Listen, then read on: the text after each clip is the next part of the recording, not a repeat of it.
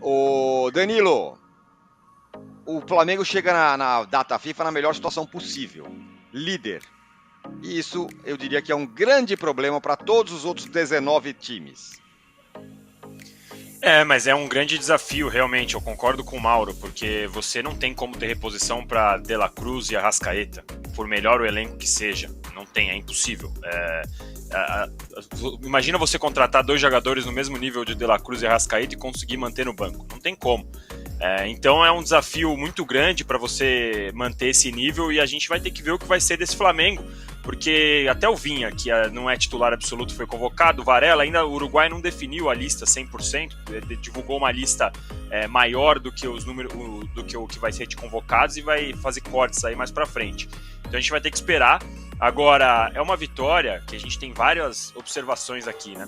O Léo Jardim conseguiu ser o melhor jogador do Vasco num 6-1, porque o jogo era para ter sido 11-1. Foi um absurdo o volume que foi o Flamengo e a goleada poderia ter sido ainda maior. Agora, a gente olhando pelo lado do Vasco, vamos lembrar que o Vasco tomou de 4 do Criciúma. Então o Vasco também não é exatamente um parâmetro. Claro que você vai falar de um clássico no Maracanã, é outra coisa, mas é importante a gente lembrar que o Vasco também está muito frágil e uma tragédia atrás da outra no aspecto de administração do clube, da 777, de contratar um técnico que estreia contra um Flamengo desse jeito.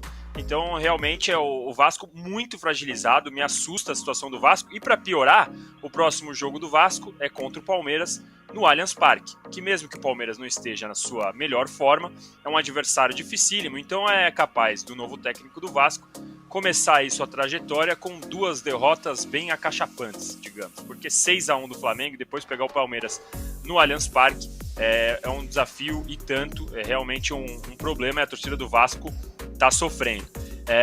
Só um ponto aqui que eu, antes de esquecer, o Juca falou do Zubeldia, né, que tomou muito amarelo e etc.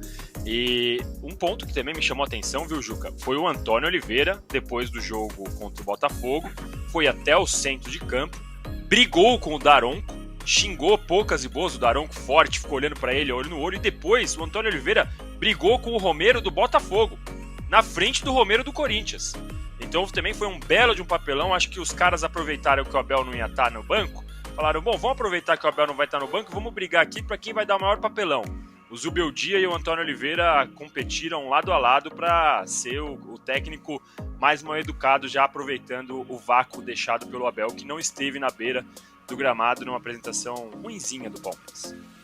O Palmeiras, que deu umas rateadas em casa, vai lá e faz o que sempre faz. Ganha com um gol nos descontos, um dos acréscimos. É o time que o jogo só acaba quando o juiz apita mesmo. Melhor visitante do brasileiro. Melhor visitante do brasileiro. É isso que eu ia chegar nesse ponto, Danilo. É para se comemorar ou temos problemas nesse time?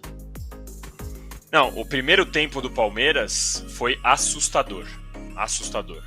Quando eu vi a escalação do Palmeiras com Rômulo e Veiga, e com Estevão e Rony, eu pensei, bom, ele vai mudar o time, vai tirar os 3 atacantes para colocar 2 meias, voltar a jogar como o Palmeiras já jogou sob o comando de Abel, com 2 meias, especialmente na época ali, Veiga e Scarpa, até com o Scarpa caindo um pouco mais para o lado também.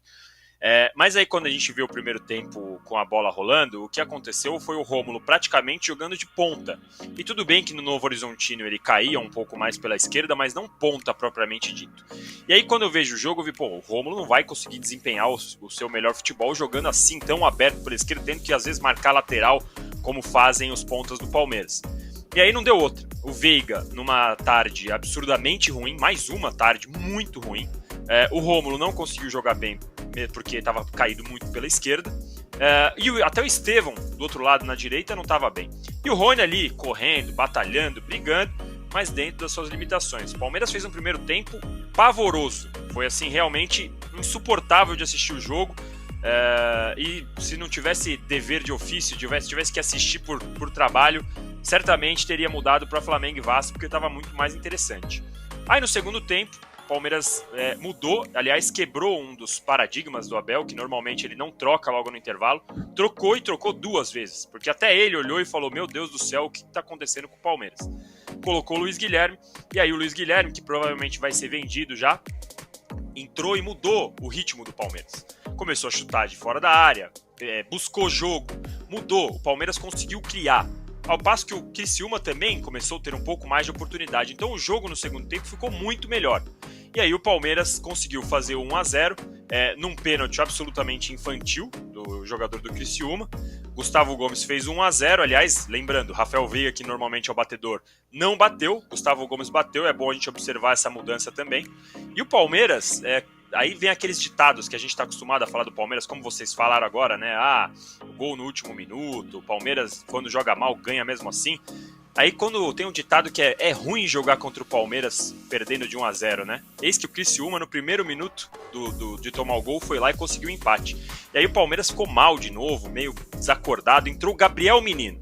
Quando entrou o Gabriel Menino, eu falei, bom, o jogo agora acabou, porque o Gabriel Menino faz 6 meses que não joga bola. E não é que ele surpreendeu e melhorou pra caramba o Palmeiras. E aí o Palmeiras, como você disse, arrancou essa vitória no último minuto.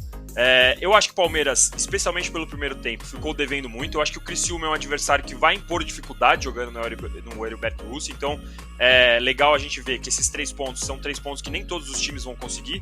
Falei no meu último comentário, inclusive, que o Criciúma meteu 4 no Vasco. Então é um time que vai oferecer um pouco mais de resistência do que a gente pode imaginar nesse Brasileirão. Então são 3 pontos importantes e que o Palmeiras poderá comemorar lá na frente, né? Quando a gente olhar o Brasileirão ali, faltando 8, 9 jogos, olha, o Palmeiras conseguiu aqueles 3 pontos ali.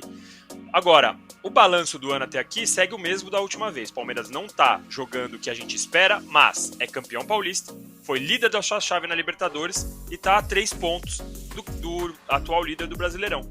Então é aquela, o Palmeiras precisa jogar mais, mas mesmo muito longe do seu potencial, em resultado, tá bem. Então a gente tem que esperar, agora especialmente porque no mata-mata da Libertadores o Palmeiras vai vir muito diferente, tem a expectativa do Dudu já estrear contra o Vasco, tem a chance do Felipe Anderson, então vai ser um Palmeiras muito diferente, mas que ainda está devendo bastante futebol. Quero começar falando sobre o Daverson. Benjamin Bach descreveu a situação da seguinte maneira, abre aspas, as conversas com o Daverson estão muito bem encaminhadas, é um jogador que o Antônio Oliveira quer sim, é o primeiro da lista, fecha aspas. Fui atrás dessa história e conversei com gente do Corinthians e do Cuiabá. Primeiro procurei o Cristiano Dresch, que é o presidente do Cuiabá, com quem o Daverson tem contrato até dezembro. O Cristiano assegurou que ninguém o procurou, embora saiba que de fato o Antônio Oliveira gosta muito do Daverson, a relação deles vai além do campo, uma relação de amizade bacana. No Corinthians, a resposta é de que não existe negociação. O Antônio Oliveira pede, o Antônio Oliveira cobra, o Antônio Oliveira entende que o Daverson seria uma solução, mas há muita resistência dentro do Corinthians e também entre torcedores em relação ao nome do Daverson, tudo por causa da relação dele com o Palmeiras. Ninguém esquece que em algum momento lá, enquanto vestia a camisa do Palmeiras, o Daverson chegou a exibir uma faixa escrito Chupa Gambá. Ele vestia a camisa do Palmeiras e provocava o Corinthians. Certamente, a eventual contratação do Daverson causaria muito barulho. Isso sem falar na questão financeira, né? O Corinthians tem hoje o Yuri Alberto como titular e o Pedro Raul como reserva, ganhando R$700 mil por mês, contrato de 5 temporadas. Você vai trazer mais um jogador para concorrer com esses dois, sendo que esse não é melhor, por exemplo, do que o Yuri Alberto? Queria saber a sua opinião, vale a pena investir no Daverson? Use espaço para comentários e avalie.